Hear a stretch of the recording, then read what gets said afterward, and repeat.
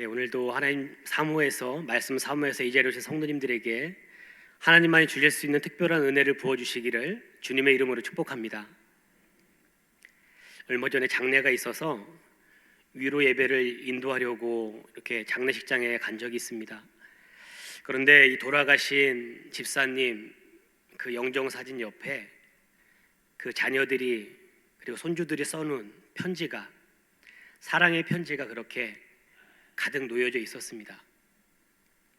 이 집사님께서 사고가 나시고 쓰러지셔서 병원에 입원하신 다음에 단 한 번도 말씀을 하신 적이 없고, 그렇게 6년여의 시간이 지나면서도 단 한 번도 가족들과 눈을 마주치거나 이렇게 말을 나눈 그런 적이 없었는데, 드디어 이 집사님께서 하나님의 부름을 받으셨습니다.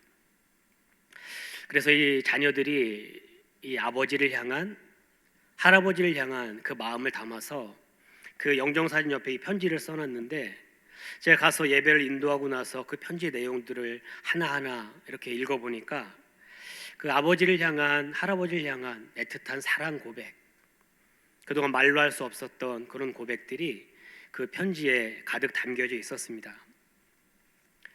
이 집사님께서 자녀들을 키우면서 수많은 어려움들이 있으셨겠지요.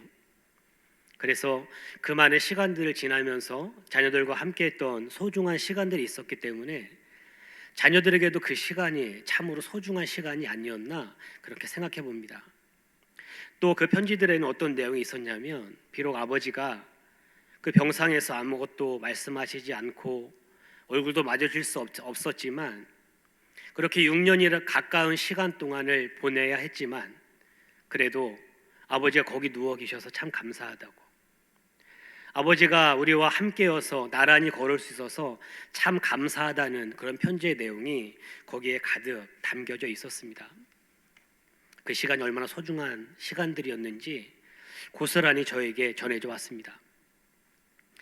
오늘 우리가 읽은 이 갈라디아서에 나오는 이 갈라디아 교회와 사실 이 사도 바울의 관계가 마치 이러한 관계였습니다. 우리 사도행전 13장을 보면 이 사도 바울이 1차 전도 여행 때에 이 비시디아, 안디옥, 이고니온, 루스드라, 더베, 이 지역, 지금의 터키 지역인데 이 지역에 복음을 증거합니다. 그런데 이 지역에 복음을 증거할 때에 그 이고니온과 안디옥에서 온 사람들이 와서 돌멩이를 잡아서 던져서 이 사도 바울을 거의 죽을 지경이 되도록, 그래서 성경에 보니까 얼마나 이 상황이 심각했는지 이 바울이 죽은 줄 알고 내다 버렸다고, 성 밖으로 내다 버리는 그런 모습이 성경 가운데 기록되어져 있습니다.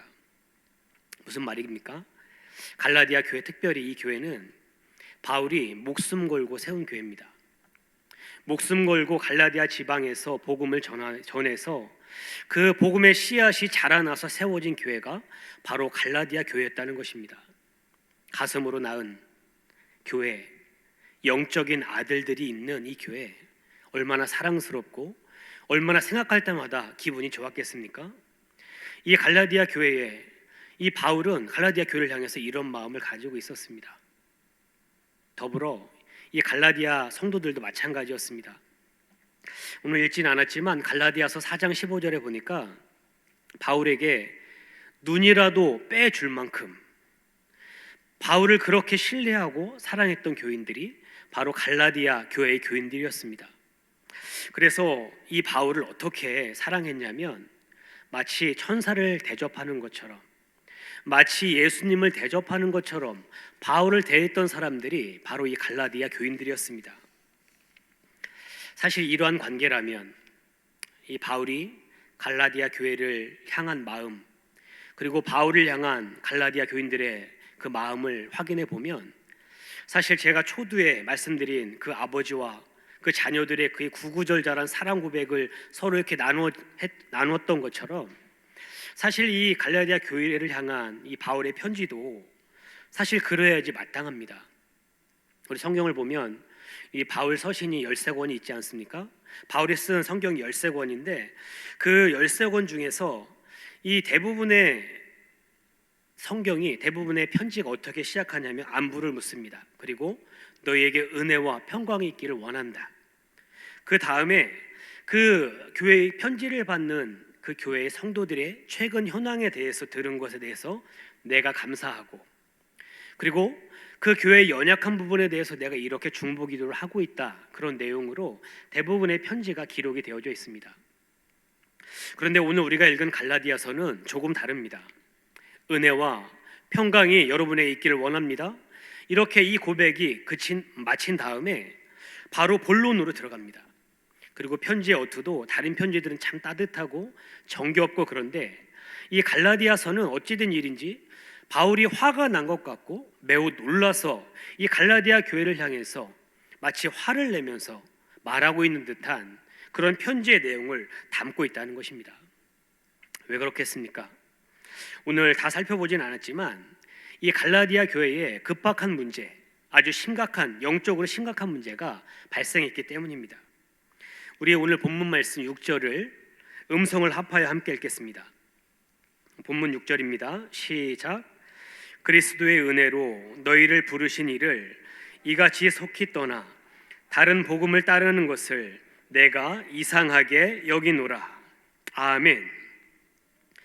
나는 여러분에게 은혜를 주신 그 하나님에게서 그렇게 빨리 돌아설 줄 저는 꿈에도 생각하지 못했습니다. 당신들이 그렇게 복음을 받아들였을 때 이토록 빠르게 복음에서 떠나서 다른 복음을 쫓아갈지 나는 상상조차 하지 못했습니다. 나는 그런 여러분이 정말 이해가 되지 않습니다.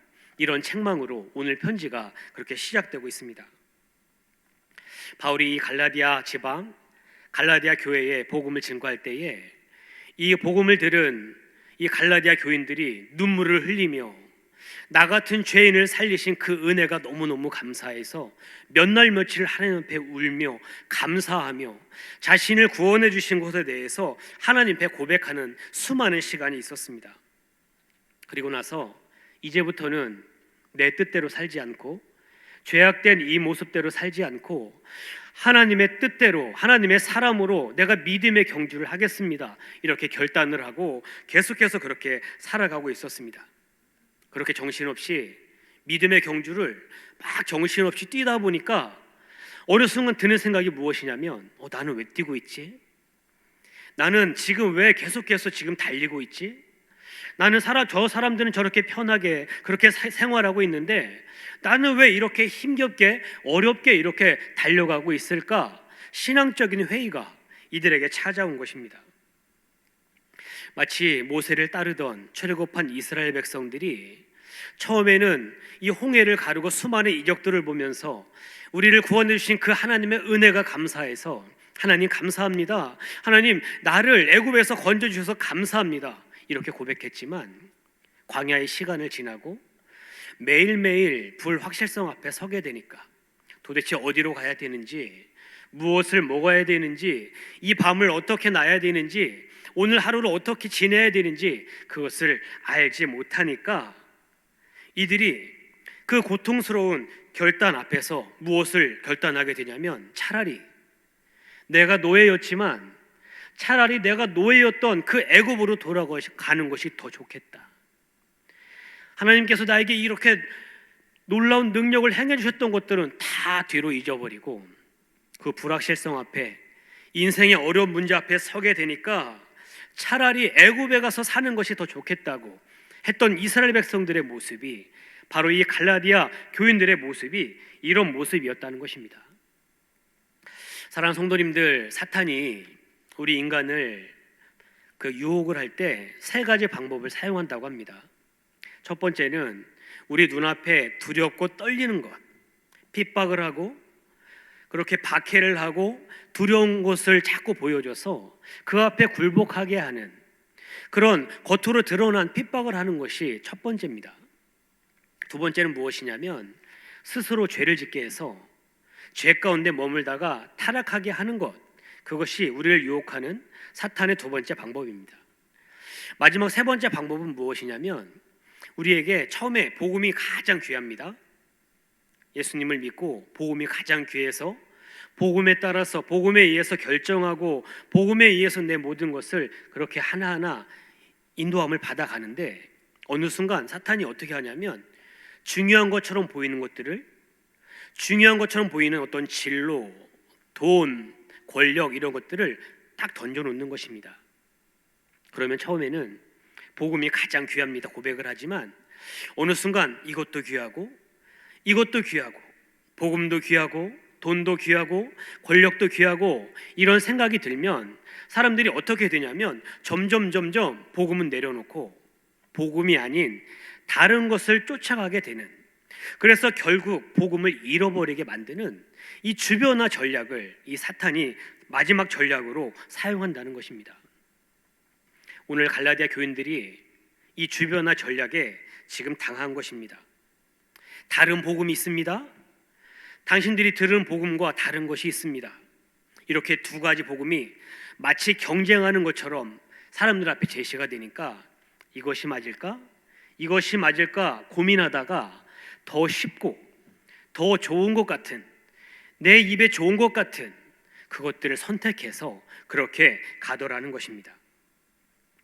그래서 유대주의 선봉꾼들이 이 두 가지 복음을 놓았을 때에 사람들로 하여금 예수님 전해주신, 바울을 통해서 전해준 복음이 아니라 다른 복음, 이것을 쫓아가게 만드는 그런 놀라운 사건이 이 지금 갈라디아 교회에 발생을 한 것입니다.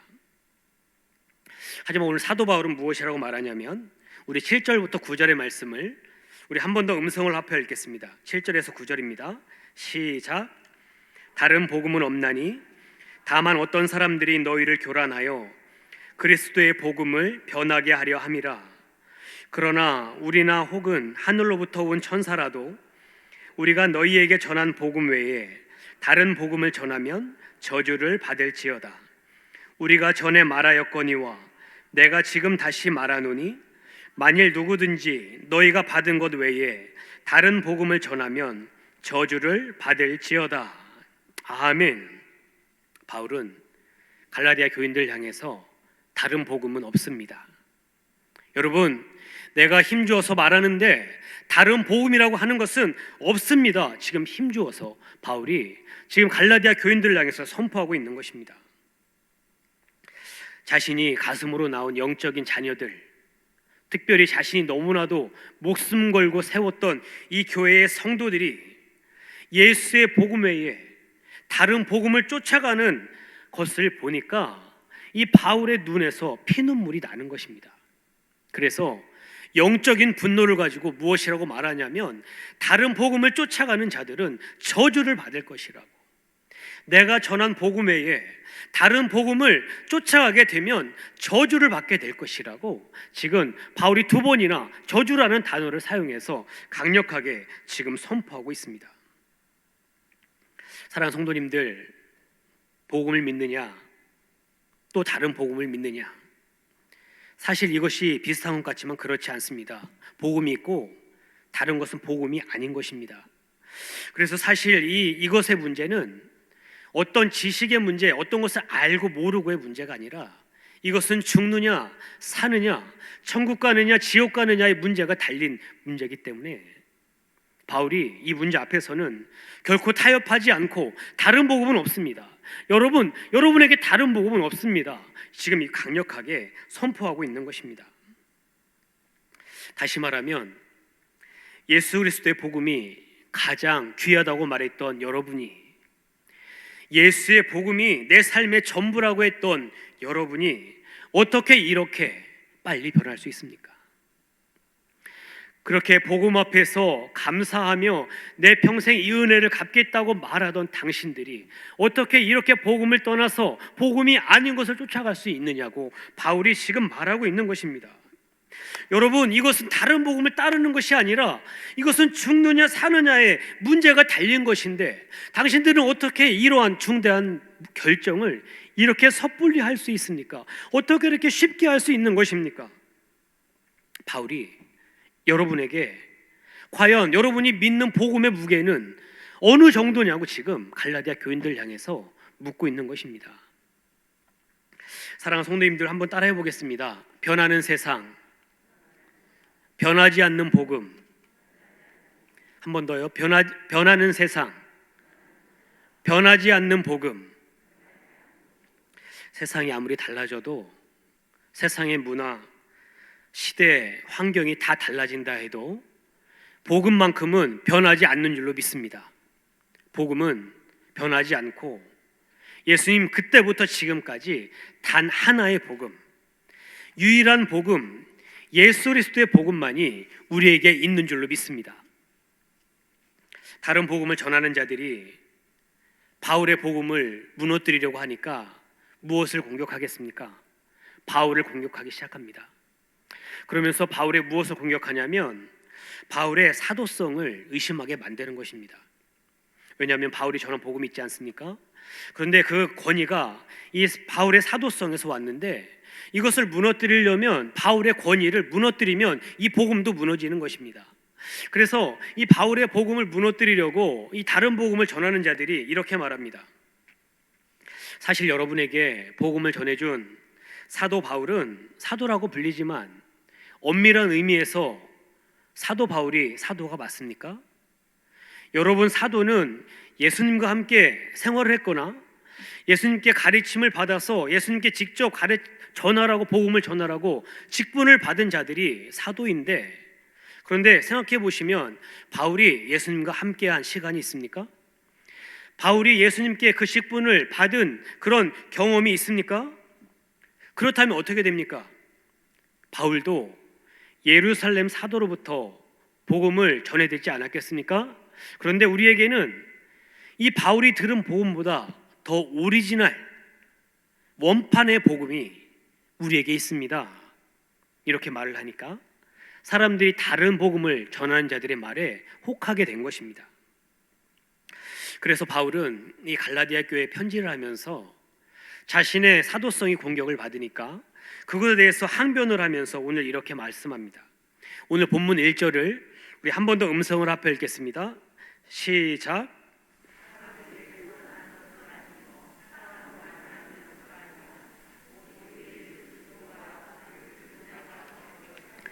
하나님 아버지로 말미암아 사도된 바울은, 아멘. 여러분, 나의 사도됨은 사람에게서 나온 것이 아닙니다. 여러분, 나의 사도됨은 사람들로 말미암은 것이 아닙니다. 담에색 도상에서 나를 만나주셨던 그 예수님, 그리고 그 예수님을 보내주신 하나님이 나를 사도로 세우신 것입니다. 나의 사도성은 다른 것이 아니라 나를 만나주신 예수님, 그 예수님을 보내주신 하나님으로부터 나왔다고 자신의 정체성을 이렇게 밝히고 있습니다. 그래서 바울은 뭐라고 말하냐면, 나의 부르심의 궁극적인, 예수님의 부르심이 나의 궁극적인 동기고, 나는 무슨 권위로 이것을 하고 있냐면 하나님이 내게 주신 말씀의 권위로, 예수님이 내게 전해주신 말씀의 권위로 나는 이 사명을, 이 사도의 직분을 감당하고 있습니다. 이렇게 항변하고 있습니다. 그러면서 바울은 자신이 전한 복음의 핵심을 말합니다. 우리 다시 한번 갈라디아서 1장 3절 말씀을 화면을 보고 함께 읽겠습니다. 1장 3절입니다. 시작. 우리 하나님 아버지와 주 예수 그리스도로부터 은혜와 평강이 있기를 원하노라. 아멘.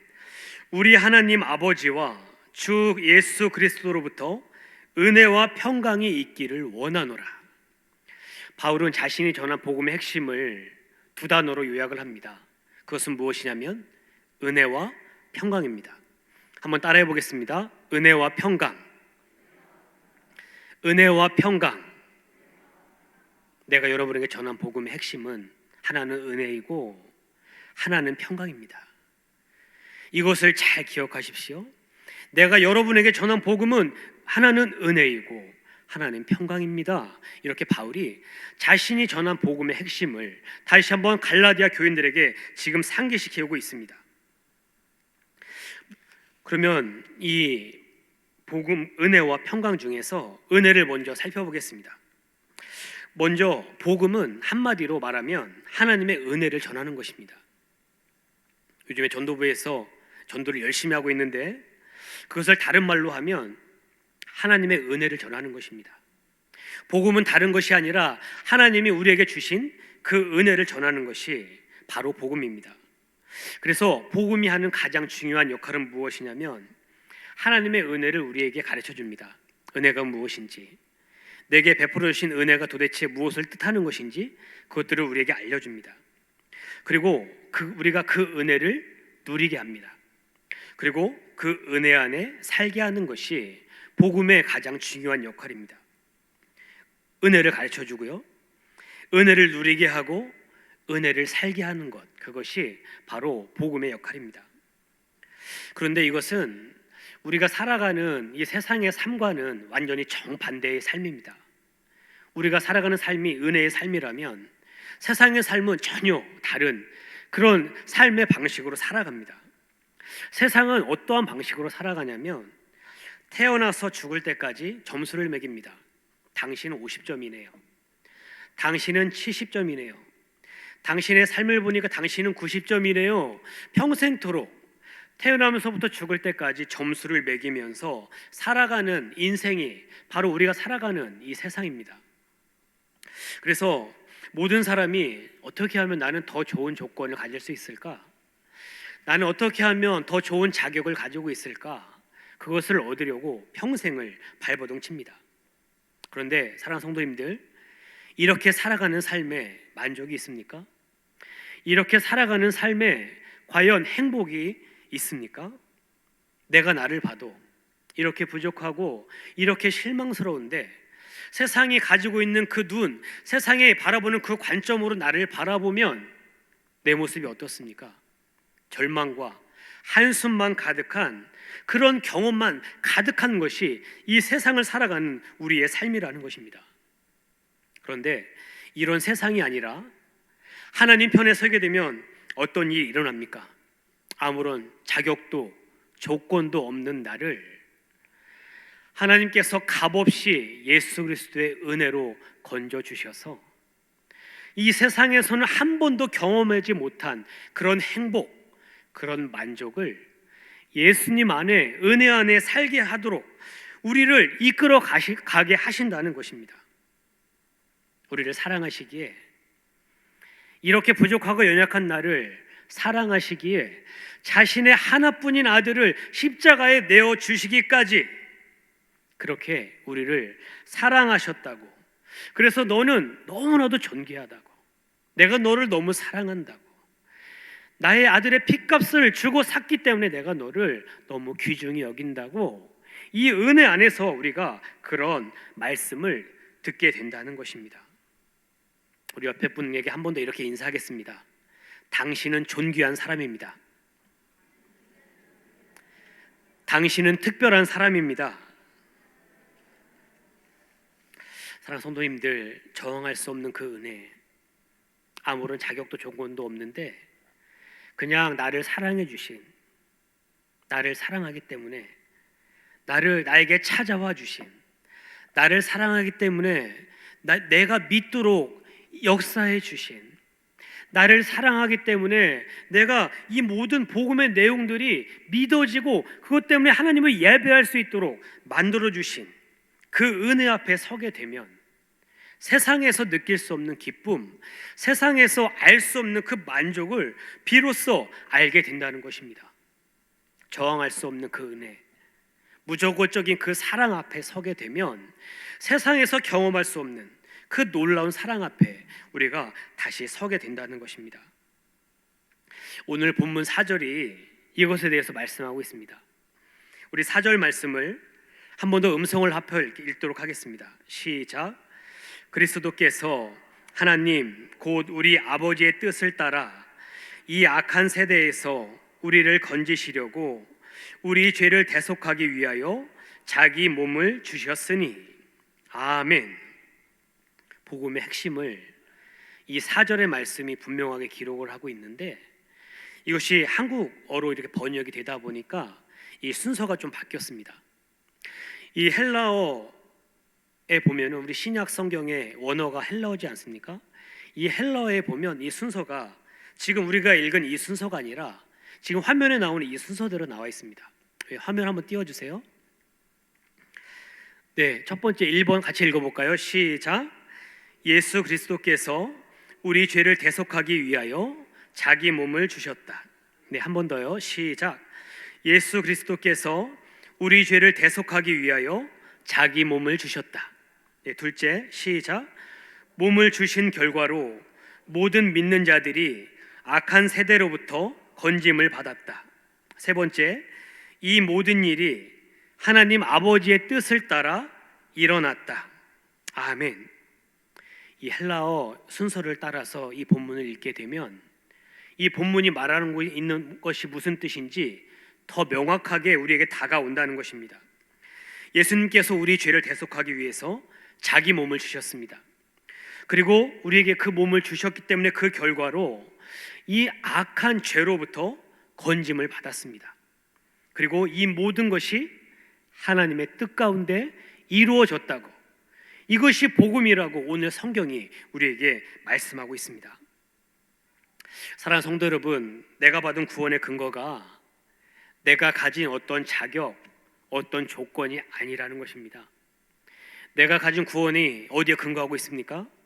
나를 위해서 십자가에 죽으신 예수님의 그 사랑, 그 은혜에 근거하고 있기 때문에 나의 구원이 내가 어떤 행함이나 나의 노력에 근거하지 않고 예수 그리스도의 그 십자가에 흘려주신 그 피에 근거하고 있기 때문에 나의 구원은 아무도 흔들 수 없는 구원이라는 것입니다.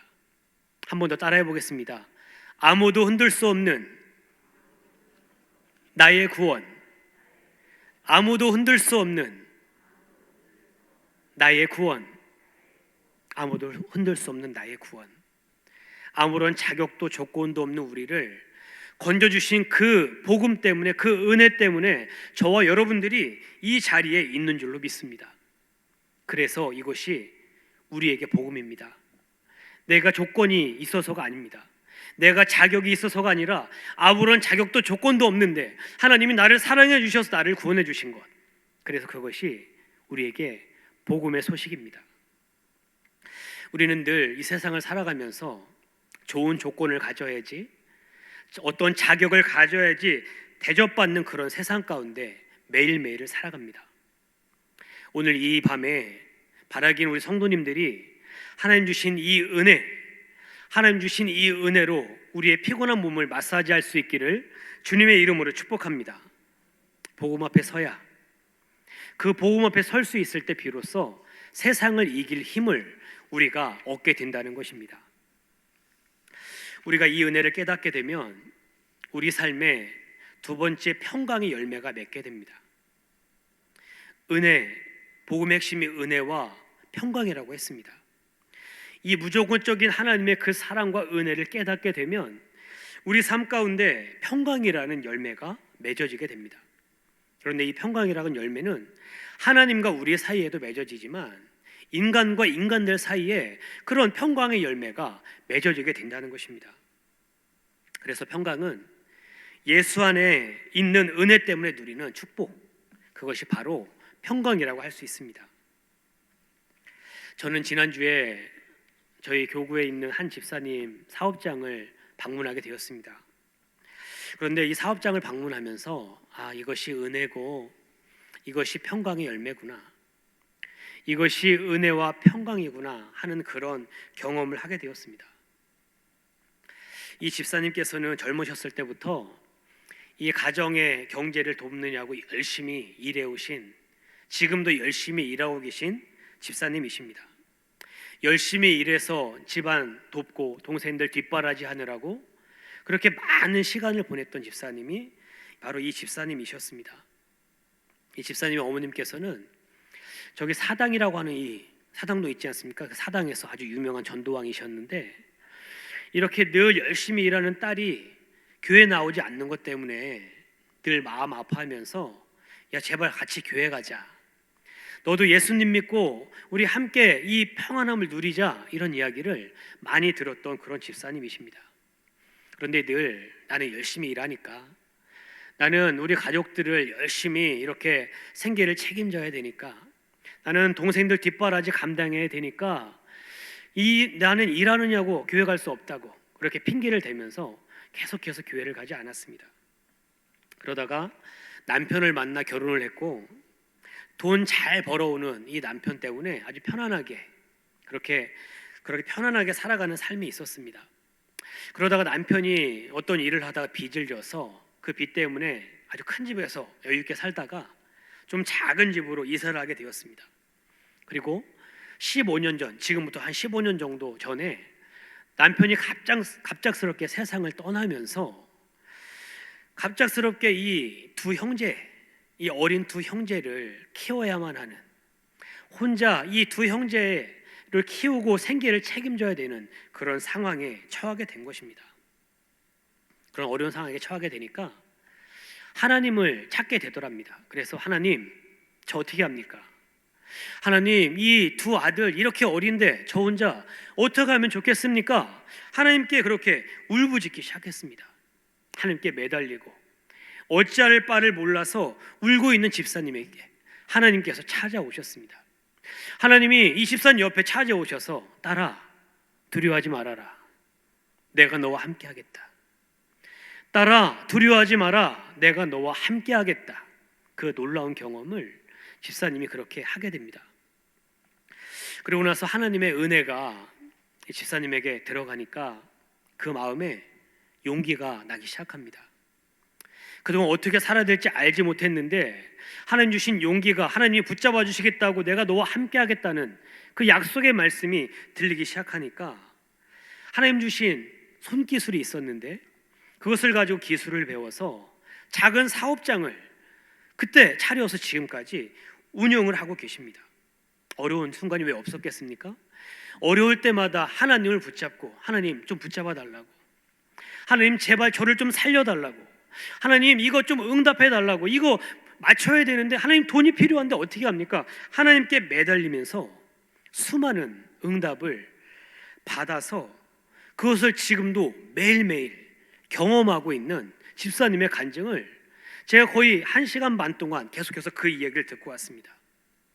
그래서인지 그런 지난 이야기를 하는 집사님의 눈에 눈물이 마를 날이 없습니다. 이야기만 시작하면 눈물이 먼저 쏟아지기 시작합니다. 왜 그렇습니까? 하나님의 은혜가 생각나기 때문입니다. 그 삶의 그 구절구절마다, 삶의 그런 어려운 순간마다 함께 해주셨던 하나님의 그 은혜가 생각나서 눈물이 멈추지가 않는 것입니다. 그리고 지금도 여전히 어려운 상황들이 많이 있지만 하나님 주신 평안함 때문에, 그래 할 수 있어, 그래 하나님이 나와 함께 해주실 거야, 그런 믿음의 확신 가운데 평강을 누리고 있는 집사님의 모습을 제가 발견하고 왔습니다. 사랑하는 성도 여러분, 이것이 은혜 받은 자의 모습 아닙니까? 이것이 어려운 상황 가운데 있지만 하나님 주신 평강을 누리는 자의 모습 아니겠습니까? 오늘 우리는 갈라디아서 1장 1절부터 10절의 말씀을 보면서 한 가지 해야 되는 질문이 있습니다. 왜 갈라디아 교인들은 그렇게 처음에 복음을 받아들였을 때 그렇게 눈물로 결단하면서 이 은혜로 살겠다고 결단했는데, 그런데 어떤 상황, 어려운 상황에 처하게 되니까 어떻게 그렇게 하루아침에 은혜를 떠나서 다른 것을 붙잡았을까 하는 이 질문을 오늘 말씀 앞에서 해야 된다는 것입니다. 왜 그랬냐면 갈라디아 교인들이 처음에 복음이 자신들의 삶의 중심이었는데 어느 순간 복음이 중심이 되지 않고 여러 가지 중요한 것들 중에 하나가 되어버리니까 삶 가운데 이 복음의 능력이 나타나지 않게 된 것입니다. 사랑하는 성도님들, 오늘 우리에게 동일한 질문이 주어집니다.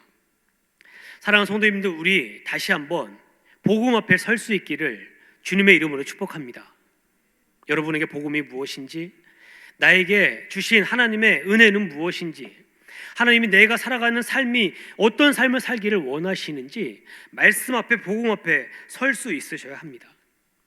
하나님의 은혜를 그냥 지식적으로만, 이게 하나님의 은혜지, 그래 이렇게 살아간 것이 하나님의 사람의 삶이지, 그것이 아니라 내 삶 가운데 내가 살아가는 그 삶의 현장에서 이 은혜를 누리시면서 이 은혜가 무엇인지를 매일매일 경험하게 될 때 그것이 그 모든 고비를 넘어가는 힘이 되어지고 어떠한 상황 가운데도 믿음으로 살 수 있는 능력이 된다는 것입니다. 바라기는 오늘 이 밤에 이렇게 추운 날씨에도 미끄러운 날씨에도 하나님 앞에 나오는 우리 성도님들에게 하나님 주시는 은혜와 평강이 있기를 주님의 이름으로 축복합니다. 성도님들의 삶에 은혜와 평강이 넘쳐서 여러분이 어떤 상황 가운데 있더라도 넉넉하게 승리하는 저와 여러분들 되기를 주님의 이름으로 축복합니다.